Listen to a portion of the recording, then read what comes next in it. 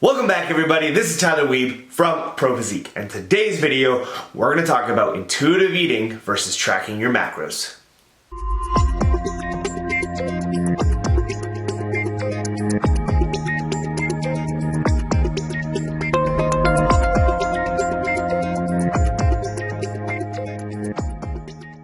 Alright, welcome back everybody. I hope you're all having a fantastic day and week. Before we go ahead and get started, let's just make sure to go ahead and hit that subscribe button so you're not missing out on any future content. And like always, if you would like to see any future topics talked about in a video, or you have a specific question for me, please feel free to go over to my Instagram here and just send me a DM, and I'd be more than happy to get to those in future videos.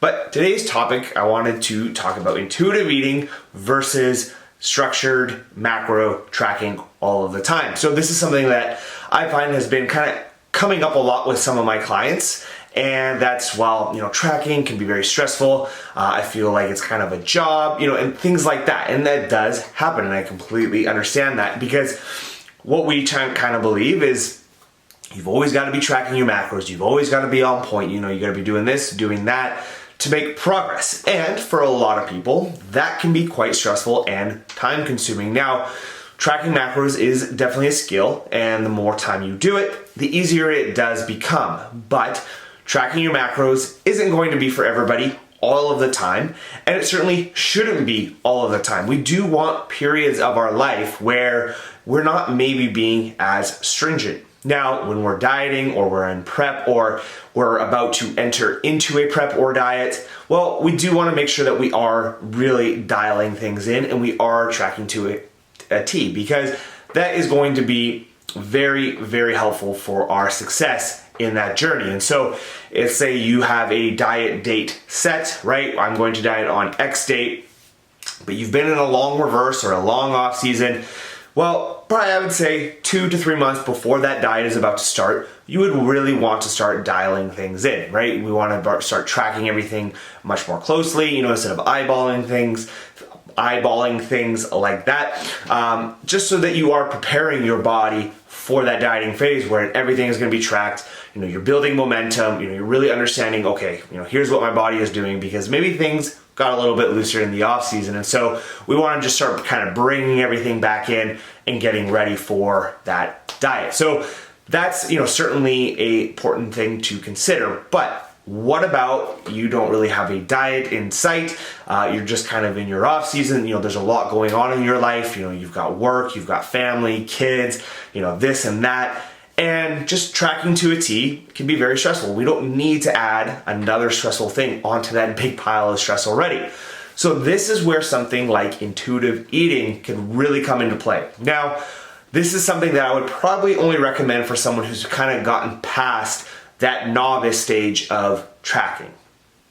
If you are completely new to this, intuitive eating probably isn't going to be the best thing for you at this point, just because you just don't know yet what is in food. How much does 100 grams look like, or 3 ounces, 3.2 ounces? It's hard to have that idea of, okay, you know what? I've been tracking for so long, I've been weighing my food for so long, I just kind of have a good idea of how much of X looks like.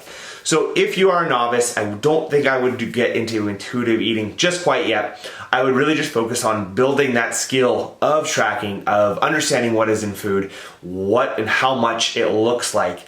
And then as you become more experienced, this is something, if you would like, you could easily transition into. So what is intuitive eating?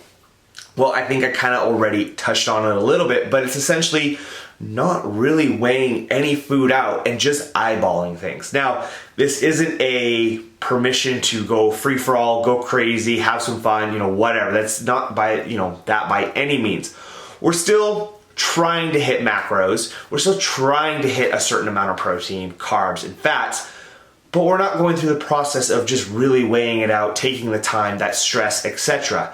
So if you've been tracking for a really long time, or a year or two, you've kind of moved past that novice stage, you're gonna have a really good idea of what 100 grams of X looks like, just because you've weighed it out so much. I do find that people who track and kind of create their own meal plan, their foods don't change too much. So you generally have a really good idea of, you know what, this is what 50 grams of carrots look like, 50 grams of cucumbers, or, you know, insert food.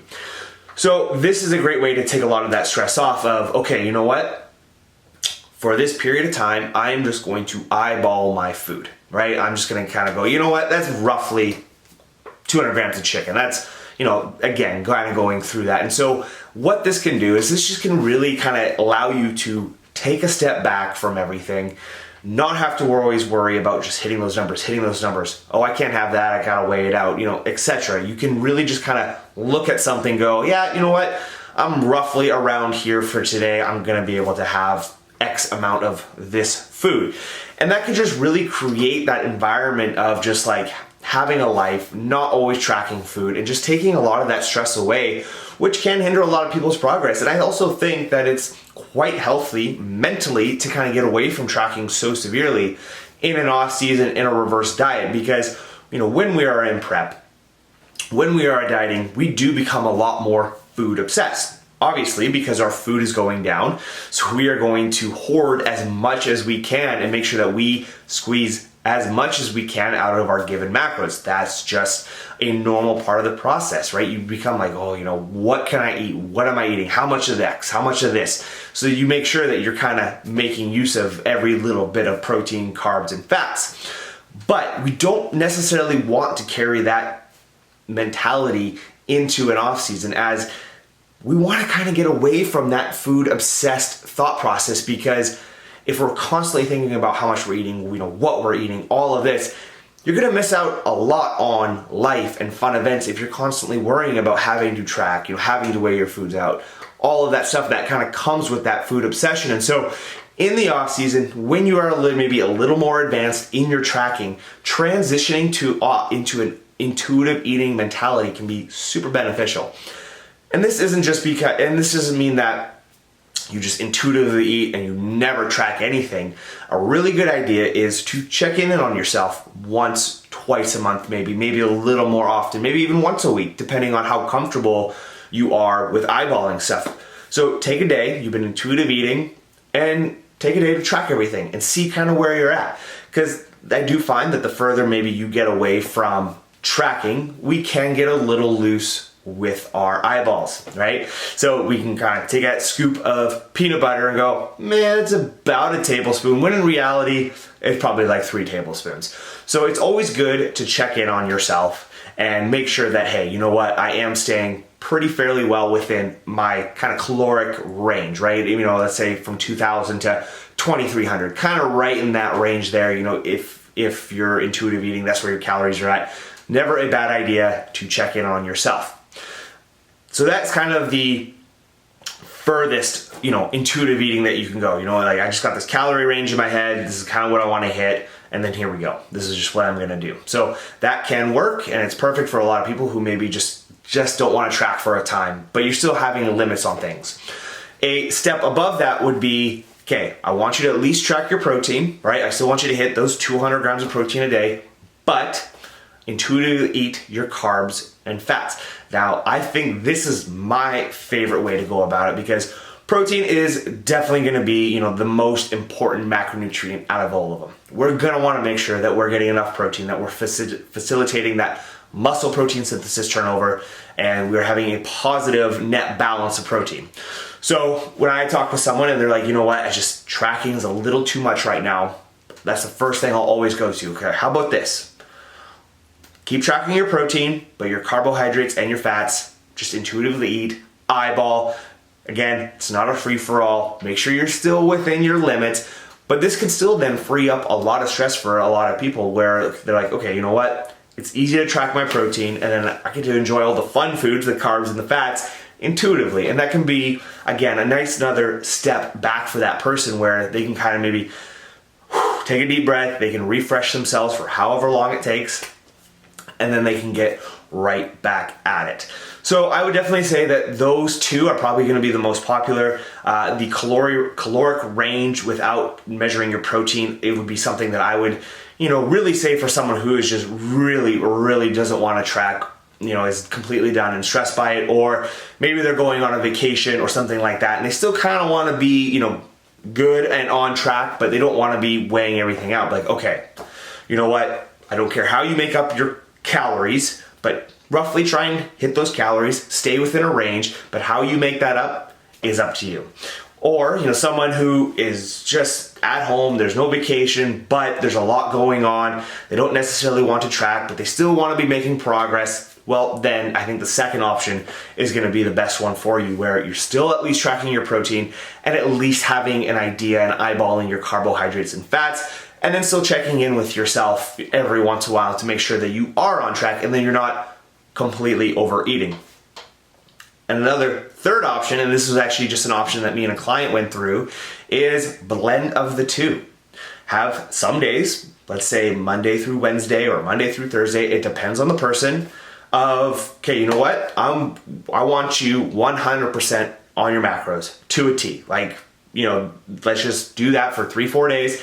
And then the other 3-4 days, hit your protein and just intuitively eat everything else. And so you do still get a nice blend of the two where, okay, we're still pretty much, we're on track 100% the majority of the week, but we're still allowing that freedom to intuitively eat the rest of the week. And so, sure, that person might have a little bit of stress on that side, but they still know that they're making progress. They're okay with it. But then they have kind of that freedom towards the end of the week to go, okay, you know what?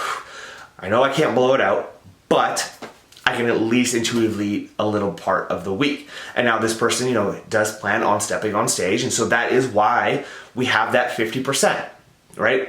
We do have an end goal. So we do still need to make some sacrifices. I still need you to track a little bit, but because we're in a big off season, we don't have to track every single little meal and every single little thing that we eat. We can afford to have a little bit of freedom. And I think that's great for someone who is in a long off season, but still wants to step on stage at some point and has goals.